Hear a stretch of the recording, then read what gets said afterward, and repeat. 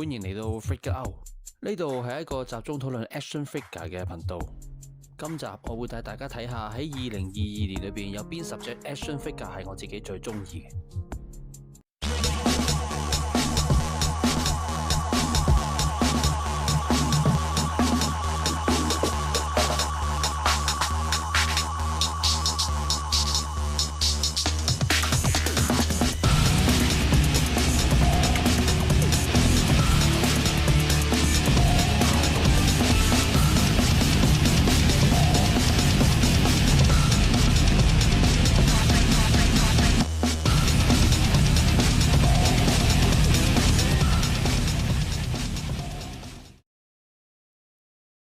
循例戴翻個頭盔先。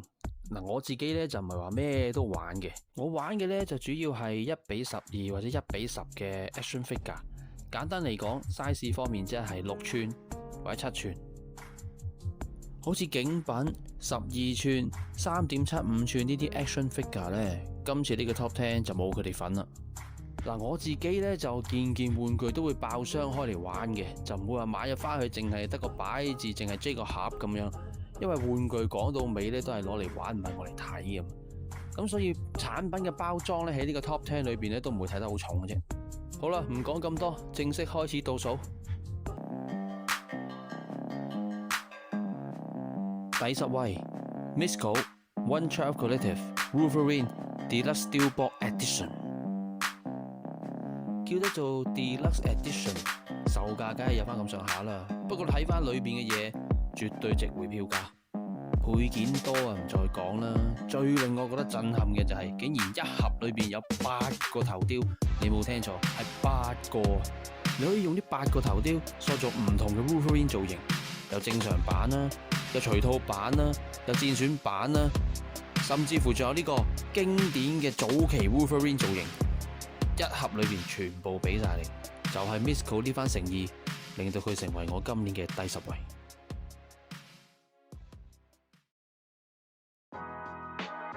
第9位 F-Zero MDLX Optimus Prime， 由細到大我都好中意柯柏文嘅，特別係佢 G1 嗰個形象。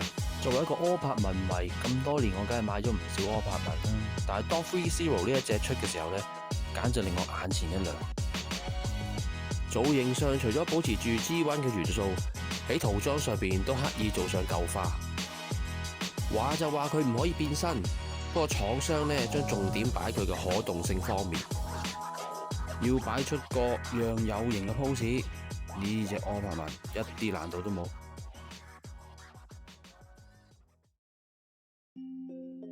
第8位 Phoenix Toy The Inblock， 唔知大家有冇睇過 Watchmen 呢個古仔呢？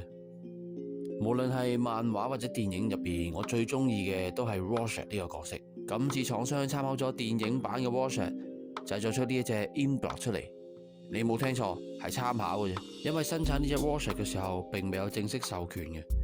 喺玩具界裏邊，我哋會叫呢種做第三方，即係冇攞到版權，但係又做啲近似嘅嘢。睇翻隻本體先，最多人擔心就係啲第三方玩具呢，會唔會做出嚟好 cheap 啊，質素好差咁樣。但係當我攞上手之後，呢啲問題絕對唔存在。真心講，我自己就好滿意。唔似得狼人啊、柯柏文嗰啲咁樣，每年呢都有唔少玩具推出嘅。但係反觀呢個 Rorschach 呢，其實咁多年嚟產品可謂少之又少。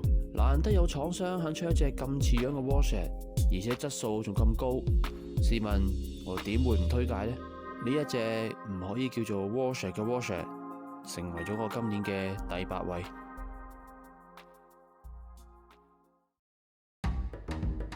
第7位 NECA Teenage Mutant Ninja Turtle The Last Ronin。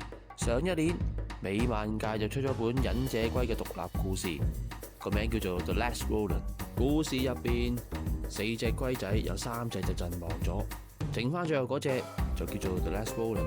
全世界嘅龜迷都對呢個故仔津津樂道，我自己都唔例外啦。所以對於 The Last Ronin 呢隻 figure 咧都特別有愛嘅。NECA 一向最值得讚嘅咧就係佢嘅造型同埋上色都做得非常之好。呢一隻都唔例外。今次呢隻 figure 咧就出咗2個版本，如果可以嘅話，好似我咁買晒2隻，咁就所有配件造型都齊晒啦。第6位 Furry Toy Samurai Animals Spring。正如我之前講過，第三方嘅產品就唔可以正式叫做忍者龜嘅產品嘅。不過心水清嘅你一睇就知道呢隻係忍者龜嘅 Leo 啦。我絕對稱得上係一個忍者龜嘅 die hard fans。其實近年呢，好多廠商都陸續推出忍者龜嘅玩具嘅，好似 NECA、Super 7，甚至乎連孩之寶都會出忍者龜嘅玩具。而家仲加埋第三方添，真係買到你窮。咁講翻隻本體啦，戰國風格 crossover 忍者龜，造型更以寫實為主。老實講啊，我哋呢班龜迷點會唔追捧？第5位 SH Figuarts Buzz Lightyear。新電影版評價呢就好壞參半，但係講到 figure 呢隻巴斯光年一致好評。玩開 SHF 嘅朋友都知道啦，高可動呢就係佢個賣點之一。但係有陣時為咗就佢個高可動，令到啲關節呢一節節咁突晒出嚟，睇起上嚟就唔係咁美觀。但係細估唔到今次呢隻巴斯光年呢，竟然可以做到將關節隱藏得非常之好，而且平衡度非常好。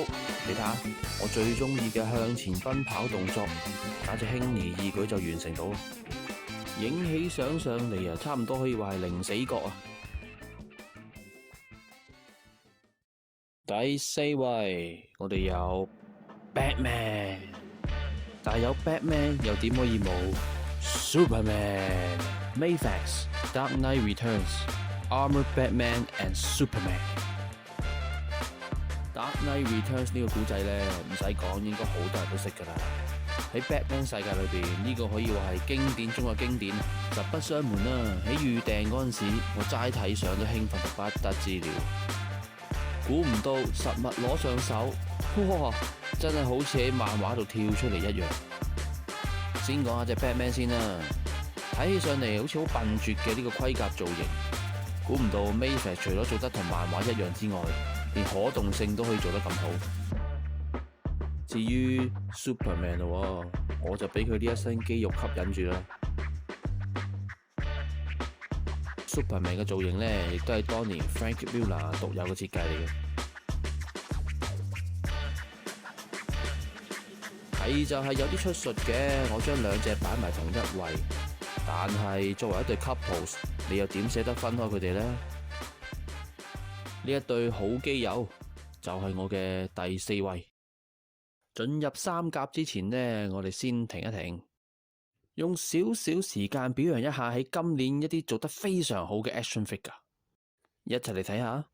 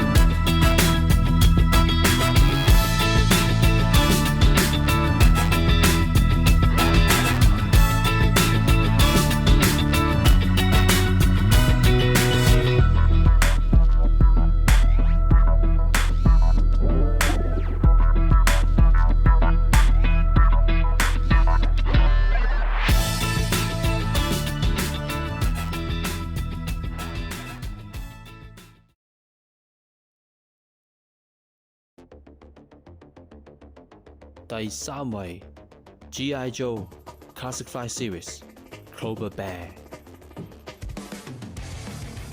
如果你問我喺美玩界近呢幾年出得最好嘅一條 line 呢，我一定會話係 G.I. Joe 嘅 Classic 5 Series。而喺入邊當中呢，今年我最中意嘅就係呢一隻 Bat 啦。佢嘅設定呢，就係一個量產型嘅 Cyborg 機械人士兵。你可以透過換下佢個手，換下佢個頭，整一個屬於你自己嘅 Bat 出嚟。我自己咧就好少同一款 figure 就買多過一隻嘅，呢隻 Bat 可以話係打破咗我常規啊！如果可以嘅話，我真係好似好想外國啲師兄咁買過100隻，還原翻卡通片裏邊嘅情景啊！呢一隻傻頭傻腦又可愛嘅 Cobra Bat 就係我嘅第3位。第2位，冇錯，就係蜘蛛俠。2022年可以話係蜘蛛俠嘅大豐收，好嘅蜘蛛俠玩具有如天上繁星，不過喺我心目中就只有呢一隻。千禧年 Into the Spider-Verse Peter B. Parker Spider-Man。以今時今日嘅技術，其實好多廠商嘅蜘蛛俠玩具都做得非常之好，但係估唔到呢一隻千禧年嘅 Spider-Man 可以話係超水準。話都明係蜘蛛俠啊嘛，擺 pose 咯，一定要夠靈活性。你睇下呢隻 Peter B. Parker 可以話係咩 pose 都係佢唔到。老實講啊，其實 Mayfair 出嘅蜘蛛俠咧，今年都出得相當唔錯。不過 QC 方面咯，你睇下由得出晒界咁樣，淨係呢方面千禧年都可以話係完勝啊！呢一隻2022年蜘蛛俠當中嘅 MVP 就係我嘅第2位。話到明係我自己嘅 Top 10，去到第1位，你可能未聽過，但係就一定係我嘅摯愛。Nota Studio 風魔榜。